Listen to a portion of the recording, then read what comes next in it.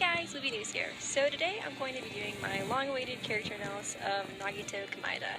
And I've been waiting a very long time to do this, and I'm happy that a lot of you guys were interested in me doing this as well. Also, before I start, I'm sure a few of you guys have probably already heard, but Spike Chunsoft did announce that Super Danganronpa 2 is going to be coming to Steam on April 18th, which is pretty exciting. Hopefully we'll get Ultra Despair Girls next, cross our fingers, but I just figured I'd mention that if you guys hadn't heard already. It's no secret that I absolutely love Kamida, and I really appreciate how complex his character is. So, without further ado, let's begin. So, I feel like Kamida is a highly misinterpreted character in the fandom, and the two most common stereotypes I see for him are the complete psycho gag character or the precious cinnamon roll who did nothing wrong. And although these stereotypes can be fun to joke about when drawing comics or writing fan fictions, parodies, etc., I think it's important to really try and analyze his actions and understand why he thinks and acts the way he does without persecuting him or defending his actions. The most important part about understanding Kamida's character is by playing through his free time events, so this is where I'm going to start. Some of the most important facts revealed about his character in these events are the illnesses he's diagnosed with, these being frontotemporal dementia and malignant lymphoma in its third stage. So the type of dementia he has is a disease where the frontal and temporal lobes of the brain put abruptly rot away or shrink. The disease is incurable, and the life expectancy of someone diagnosed with this disorder can range from 2 to 10 years. The disorder can cause an array of symptoms including social inappropriateness, a lack of empathy, obsessive-compulsive behavior, muscle weakness, etc. Malignant lymphoma is where lymphs are a group of cancers where the cells of the lymphatic system become abnormal and grow uncontrollably. Unlike frontotemporal dementia, this disease is curable, and Kamida states that he is in his third stage of it. In the third stage of lymphoma, it is found to be above and below the diaphragm, and cancer may have spread to another area next to the lymph nodes or into the spleen. So from these main two diseases, we can already see some sort of explanation for the way he acts. Specifically, from his dementia, we can see why he has so much trouble interacting with the others, and an insight as to why he is so obsessed with hope and the lack of empathy he shows for those he's willing to sacrifice for hope. This is the next point I want to tackle. He explains to Hajime that luck to him is absolute power, and that the reason he is so optimistic during the most despair-inducing moments, such as the killing school trip, is because to him it foreshadows the ultimate luck that is awaiting him afterwards. One of the main reasons he expresses that he sees it this way is because this cycle of good luck and bad luck has been affecting him for his whole entire life. Some examples include the bad luck where his parents were killed in front of him on an airplane, and then the good luck how he gained freedom and inheritance from that. Another example is the bad luck when he was kidnapped by a murderer in middle school, and then the good luck from that was that he found a winning lottery ticket inside the trash bag he was stuffed in, which led to him winning $300 million. He also talks about his situation on the island in the same fashion. The good luck being that he was accepted by Hope's Peak Academy, and the bad luck that he ended up in the killing school trip. In his mind, these events completely balance themselves out in terms of their weight of being good or bad. So it's one of those situations that I assume one could see the glass half empty or half full. And knowing Kamida's optimistic personality, he probably chooses to see it half full. Going back to discussing his dementia though, I think that this can really explain his obsession with hope and his beliefs about his cycle of good and bad luck. One of the side effects of dementia is obsessive-compulsive disorder. This is a mental disease that convinces those who have it to have unreasonable thoughts and fears that convince them to perform obsessive and compulsive behaviors. An example of this would be washing your hands compulsively and obsessively, which would be you think that you have like a germ that could kill you, so you just continue to wash your hands a significantly large amount of times in order to get it off, even though it was probably never there in the first place.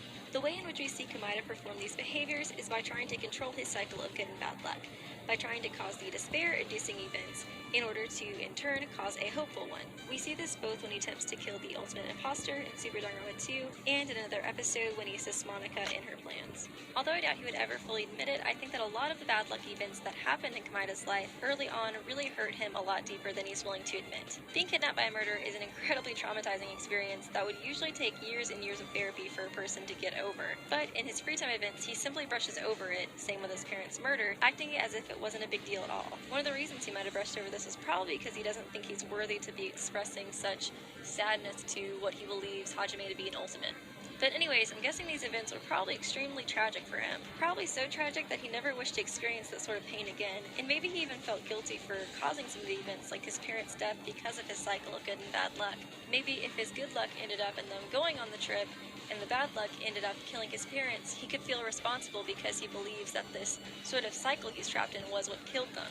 So in a lot of ways, I think there's probably times where he blames himself for these events. And this is the reason I believe he often tries to control the cycle of good and bad luck, partially because he doesn't want to feel that way again, but also because he honestly is trying to choose what he believes is best for everyone. What I mean is that in Kamaida's mind, there has to be a bad event following a good event, even if it's completely coincidental his whole entire life. In his mind, the cycle of good and bad luck is real to him. So basically the reason he sort of does these despair-inducing events is because he wants to control what happens in these bad moments because he believes that they have to happen once a good thing happens. And the reason he does this is because he doesn't want to be taken off guard like he was probably with his parents' death and with the murderer kidnapping him. And probably the reason he tries to control these events a lot is because he's sort of deciding what the best bad event to happen is, because if it just sort of happens on its own, he doesn't have any control over it. But if he's sort of deciding, he probably thinks of himself sort of like a martyr deciding what's best for the group because this event in his mind has to happen. I also think this is why he mentioned to Hajime in the free time events that luck was absolute power to him, because he sort of thinks that he has the power to control the good and bad that happens to everyone. Of course, the second point I think is a little bit more present in Super Danganronpa 2, at least because another episode is a bit of a different story since he had fallen into despair at that point. In the final free time event you have with him, he reveals to Hajime his life-threatening illnesses and expresses that due to his self-righteous ideologies, he has pushed everyone away. He states that this was fine before when he was healthy, but now that he's dying, he's sad knowing that he'll die alone, and that truly he really just wanted someone to love. Hajime begins to sympathize for him until Kamaida states that this was from a book he read. Hajime gets aggravated by this, questioning if he made up everything. Kamaida neither agrees or disagrees, but asks if Hajime hates him enough to kill him now, and that he'd be willing to help him create the perfect crime if he agreed. So it's generally accepted by the community that Kamaida wasn't lying about his past because honestly everything explained previously made sense. But I also choose to believe that he wasn't lying about not wanting to die alone too. And this is because he shows several times throughout the series that he wants the approval and acceptance of the Ultimates, even though he does optimistically settle with them hating him. I think one of the reasons he decided to lie about lying, basically, is because he might not have wanted Hajime to get close to him due to his short life expectancy. He's extremely self-deprecating in the eyes of the Ultimates, so he probably didn't want to burden Hajime by having him care about him since he has such a short life expectancy, and if Hajime did care about him, this would ultimately hurt him in the end. So the last part I'm going to discuss from Kamaida's free time events is the infamous love confession. This is sort of one of those lines that became lost in translation. In the official English translation, he states, "Please don't forget, from the bottom of my heart, I am truly in love with the hope that sleeps inside you." And in the Japanese version, he states something more similar to, "Please don't ever forget, from the bottom of my heart, that I love ... I love the hope inside of you." Now, at first glance, these translations don't seem that different, but many people claim that it's supposed to be implied that Kamaida is confessing his love for Hajime, but is too shy to admit it and says he loves the hope sleeping inside of him instead. Also, in the Japanese version, he uses the term ashiteriu, which is basically translated into English as "I love you." And culturally, in Japan, it's a term that's only supposed to be used when talking to a partner that you have a very long-term romantic relationship with. I found a Tumblr post that explains it, the translation part of it, a bit better in the description if you guys want to check that out. Overall, I personally believe it's very apparent that Kamaida feels a very strong bond to Hajime, whether it's romantic or not, because in reality, if you do complete all of Kamaida's free time events as Hajime, then really Hajime is the only one to really try and understand him and get to know him from the group.